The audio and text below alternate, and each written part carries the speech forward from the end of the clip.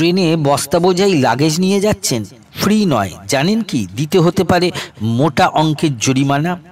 বিমানে যাতায়াতের ক্ষেত্রে যেমন লাগেজের একটি নির্দিষ্ট ওজনের মালপত্রই নিয়ে যাওয়া যায়, এবার থেকে যত ইচ্ছা মালপত্র নিয়ে আপনারা আর ট্রেনে উঠতে পারবেন না, বেশি নিলে হবে ফাইন।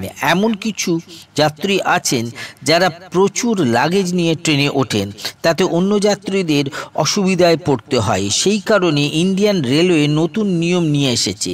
ফ্রিতে কত কেজি মালপত্র নিতে পারবেন একটু জেনে নিন। এসি ফার্স্ট ক্লাসের যাত্রীরা 70 কেজি পর্যন্ত লাগেজ নিতে পারবেন। এসি 2 টায়ারের যাত্রীরা 50 কেজি লাগেজ নিতে পারবেন। এসি 3 টায়ার এবং স্লিপার ক্লাসের যাত্রীরা 40 কেজি, জেনারেলে 35 কেজি পর্যন্ত। যদি লাগেজ এর থেকে বেশি হয় তাহলে ভারতীয় রেল লাগেজ ফি নেয় স্বাভাবিক হারে 1.5 গুণ। এখন কথা হচ্ছে, যেখানে লোক পা রাখার জায়গা পায় না, এসি কম্পার্টমেন্টে আনরিজার্ভ লোক ঢুকে পড়ছে, এগুলো কন্ট্রোল করা দুঃসাধ্য হয়ে পড়ছে, তাহলে লাগেজের ওজন কন্ট্রোল কিভাবে করবে?